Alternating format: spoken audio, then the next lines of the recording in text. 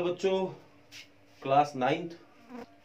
पिछले लेक्चर में बेटा अपन ने एक्सरसाइज 10.4 को क्वेश्चन नंबर 2 और 3 किया था। उम्मीद करूंगा कि आपको समझ भी आया है और आपने किया भी होगा। ओके बेटा, इसके बाद अपन आज एक्सरसाइज 10.4 को आगे बढ़ाते हैं बेटा। 3 तक क्वेश्चन हो चुके हैं, क्वेश्चन नंबर 4 करते हैं। क्वेश्चन नंबर 4 में क्या बोला गया देखो, if A line intersect two concentric circles circle with the same centre. Concentric circle क्या होते हैं? ऐसे सर्कल बेटा जिनका सेंटर एक ही होता है, कॉमन सेंटर होता है, ऐसे सर्कल को कंसेंट्रिक सर्कल बोला जाता है। विद सेंटर ओ, जिसका सेंटर क्या है बेटा? ओ है सर्कल का, जिसका नाम लिया at A B C D. तो ये जो इंटरसेक्ट कर रही थी एक लाइन, जो कहां पे इंटरसेक्ट करिए? ए बी सी डी पे। तो प्रूव करके दिखाओ A B is equal to C D. और सबसे बढ़िया बात, इसका हमें फिगर दे रखा है। तो फिगर दे रखा है तो क्वेश्चन हमें बेटर तरीके से समझ आ जाएगा। तो ये पहला सर्कल हो गया, ये दूसरा सर्कल हो गया। दोनों का जो सेंटर है वो एक ही है, देख लो आप। ओ इसका ये सेंटर है। अब एक लाइन है जो इन सारे सर्कल को, दोनों सर्कल को कट करती जा रही है। जैसा कि इसने फिगर दे रखा है तो सारी चीजें क्लियर हो गई। ए बी, ये पॉइंट ए है, ये बी है, ये सी है, ये डी है। ओके बेटा, तो आपको प्रूव क्या करके दिखाना है? ए बी बराबर सी डी। ए बी और सी डी आपस में इक्वल है, ये आपको प्रूव करके दिखाना है। तो ये कैसे प्रूव होगा, इसको हमें सोचना है, समझना है, और उसके बाद हमें प्रूव भी करके दिखाना है। ओके बेटा, तो सबसे पहले आप यहां से कंस्ट्रक्शन करनी पड़ेगी, तब जाके बात बनेगी।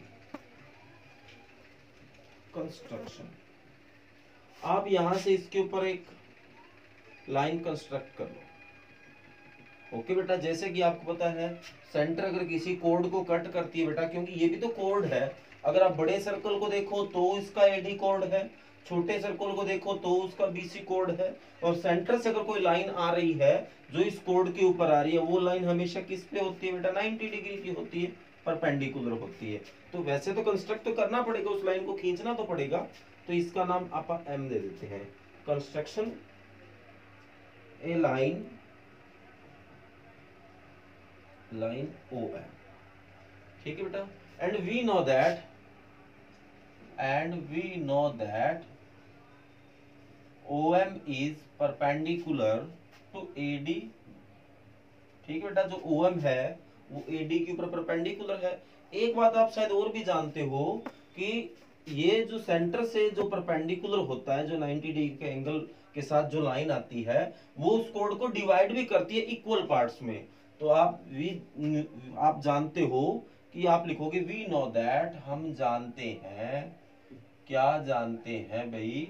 या सीधा आप यहीं से लिख दो, and we know that O M is perpendicular to A D. Then O M अगर ए डी के परपेंडिकुलर है तो A M is equal to M D होगा भाई। ए एम जो है वो किसके बराबर होगा? M D, equation number 1। Also जो ओ एम है बेटा वो बीसी के ऊपर भी तो परपेंडिकुलर है। ये तो है नहीं कि वो एडी की है, बीसी की अगर बात करें तो उसके ऊपर भी तो परपेंडिकुलर है। तो वो भी तो, बीसी भी तो कोड है छोटे सर्कल की, तो ये इसको भी डिवाइड करेगा। तो क्या आ गया? B M is equal to M C, equation number 2। और हमें तो कुछ और ही प्रूव करके दिखाना है। तो आप 1 में से इक्वेशन 2 माइनस कर दो, सबट्रैक्ट, इसमें से इसको माइनस करो क्योंकि एम बड़ा है। Equation 2 from equation 1। तो क्या आएगा बेटा? A M minus B M is equal to M D minus M C. तो ए एम में से बी एम जाएगा, ए एम ये रहा बेटा, बी एम ये रहा, इसमें से ये जाएगा तो क्या बच जाएगा? A B. इसी तरह एम डी ये हो गया आपका, एम सी ये हो गया, तो क्या बच जाएगा बेटा? C D. तो क्या हमें यही प्रूव करके दिखाना है? बिल्कुल बेटा, हमें यही प्रूव करके दिखाना था। और उम्मीद करूंगा कि आपको ये क्वेश्चन बढ़िया समझ आया है और आपने इसको बढ़िया तरीके से किया है। ओके बेटा, तो ये क्वेश्चन नंबर 4 है। इन क्वेश्चनों को बारीकी से और ध्यान से करना है। पेपर में कई बार क्वेश्चन पूछ लिया जाता है बेटा, तो इसलिए हमें इस हिसाब से इन क्वेश्चनों को तैयार करना होगा कि पेपर में भी आए तो भी हम अच्छे तरीके से कर सकें। ओके बेटा, इसके बाद आप पढ़ते हैं नेक्स्ट क्वेश्चन की ओर। Question number 5। अच्छे से स्टेटमेंट समझनी है बेटा, फिर उसके बाद कोई बात बन पाएगी। बोला गया 3 girls Reshma, Salma and Mandeep are playing a game by standing on a circle of radius 5 metre drawn in a park. एक बेटा 3 लड़कियां हैं, क्या है ये तीनों लड़कियां एक सर्कल है जिसकी जो रेडियस है वो 5 मीटर है। ये इस सर्कल के ऊपर खड़ी है, कहीं भी उनकी जगह हो सकती है। ठीक है बेटा, यहाँ यहाँ जहां भी बैठ खड़ी है। Reshma throw a ball to Sharma. अब मैं इनको बना लेता हूँ। रेशमा मान लेते हैं यहाँ है, ठीक बेटा, यहाँ से मान लो रेशमा ये, क्योंकि यहाँ तो अपन रेडियस ले लेंगे। ठीक है बेटा, सलमा यहाँ मान लो और मनदीप यहाँ मान लो। ठीक है बेटा, तीनों लड़कियां इसके ऊपर खड़ी है। Reshma throw a ball to Salma. Reshma जो है सलमा की तरफ एक ऐसे बॉल फेंकती है बेटा। ओके। सलमा टू मनदीप, आगे सलमा जो है मनदीप की तरफ बॉल को पास कर देती है, फेंक देती है। मनदीप टू रेशमा, अब आगे मनदीप है वो रेशमा को कर देती है आगे। ठीक है बेटा, अब आगे बोला if the distance between Reshma and Salma and Mandeep is 6 metre. Reshma and Salma and Mandeep ये 6 मीटर है। ये जो डिस्टेंस है वो 6 मीटर है बेटा।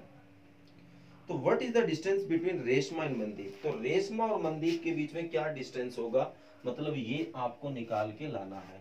तो ध्यान से देखना बेटा, मैं इसको कैसे करने जा रहा हूँ। यहाँ भी कंस्ट्रक्शन से हमारा काम चलेगा, तो सीधा ही आप कंस्ट्रक्शन से वर्क स्टार्ट करते हैं। ठीक बेटा, वैसे तो कंस्ट्रक्शन क्या है, आप ये ज्वाइन नहीं कर रहे हैं, हमें पता है ये रेडियस है।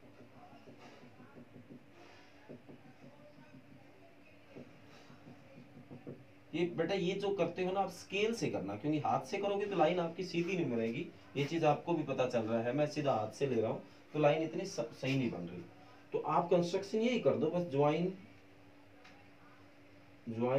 ओ R O S and O M, बस इतना कंस्ट्रक्ट किया है। और तीनों की तीनों हमें पता है रेडियस है। देखो सेंटर से ये यहाँ पे आ रहा है, सेंटर से यहाँ पे आ रहा है, सेंटर से यहाँ पे आ रहा है, तीनों इक्वल है। ये भी 5 होगा, ये भी 5 होगा और ये भी 5 होगा। ओके बेटा, तो मैं इतने से को x मान लेता हूँ, इसका नाम और दे दो कोई p।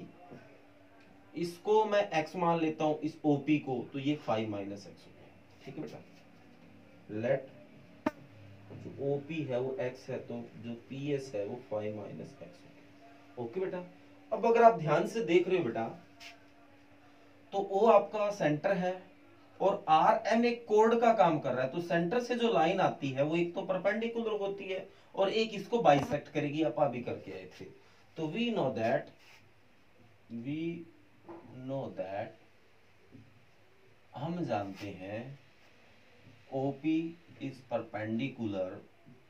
ठीक है बेटा, OP जो परपेंडिकुलर है RM, तो देन क्या होगा, जो RP है वो इक्वल टू PM होगा। ये और ये इक्वल होगा, हमें पता है। ओके बेटा, तो ये निकल गया तो हम इसका डबल कर देंगे, क्योंकि ये और ये इक्वल है। तो अब ये कैसे निकालें, ये देखो।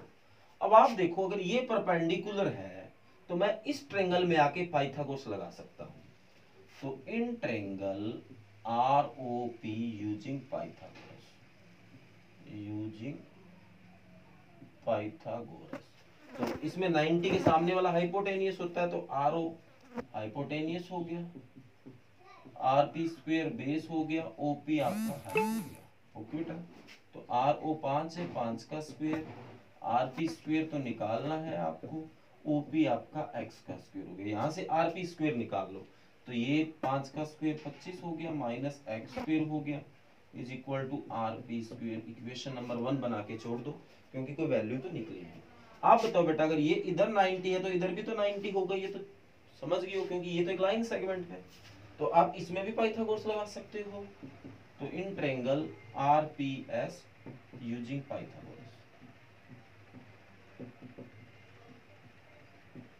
ठीक बेटा, तो इसमें अगर ये 90 तो हाइपोटेनियस ये होगा RS का स्क्वायर बेस है वो PS का स्क्वायर बना लो और हाइट है वो RP का स्क्वायर बना लो। ओके बेटा, तो RS आपका 6 का स्क्वायर हो गया, PS 5 माइनस एक्स का स्क्वायर, और RP स्क्वायर तो है ही नहीं हमारे पास, तो 6 का स्क्वायर 36 हो गया बेटा। ये फार्मूला बन रहा है a माइनस बी का होल स्क्वायर, 5 का स्क्वायर 25, x का x स्क्वायर माइनस 2a 5 है b x plus RP square. इन सारों को इधर लो बेटा, 36 माइनस का 25 हो जाएगा, प्लस का x स्क्वायर इधर आके माइनस का x स्क्वायर, ये 5 दूनी 10x माइनस का 10x इधर आके प्लस का 10x बराबर RP स्क्वायर। तो 36 में से 25 जाएगी बेटा, 11 बचा, minus x square plus 10x बराबर RP स्क्वायर, इक्वेशन नंबर 2। तो RP स्क्वायर की तो वैल्यू है आपके पास, ये पड़ी, वहां पुट कर दो। तो ठीक है, सोल्विंग इक्वेशन 1 एंड 2, 1 और 2 को सोल्व किया, तो ये RP स्क्वायर की वैल्यू आप बेटा यहाँ रख दो। तो क्या आएगा, 11 minus x square plus 10x बराबर RP स्क्वायर। तो RP स्क्वायर क्या बेटा, 25 माइनस एक्स स्क्वायर। ओके, सारों को इधर ले आओ, 11 minus x square plus 10x minus 25 और प्लस एक्स स्क्वायर बराबर 0। तो प्लस एक्स स्क्वायर से ये माइनस एक्स स्क्वायर कट हो गया बेटा, तो क्या बच रहा है 10x, 11 माइनस का 25 और क्या बचेगा बेटा माइनस का 14, और इधर आके प्लस का 14 हो गया 14, तो 14/10 आ गया, ये 7/5। तो x की जो वैल्यू है वो 7/5 आ गई। पर हमें तो RM निकालना, तो RP निकलेगा तो चलो उसका डबल कर देंगे अपन। तो ये x की वैल्यू अपन यहाँ पुट कर देते हैं, x पुट इन इक्वेशन 1। तो क्या आएगा 25 माइनस एक्स स्क्वायर 7/5 का square is equal to RP square. तो 25 7 का स्क्वायर 49 हो गया बेटा, 25 का 5 का 25 हो गया, RP स्क्वायर। तो एलसीएम लेंगे 25 आ जाएगा, स्क्वायर से भाग करेंगे 25, 25 की 25 से 625 माइनस स्क्वायर से भाग करेंगे 49 बराबर RP स्क्वायर। ओके बेटा, तो मैं इसको इरेज कर लेता हूँ बेटा, आपको दिखाई नहीं देगा आगे फिर।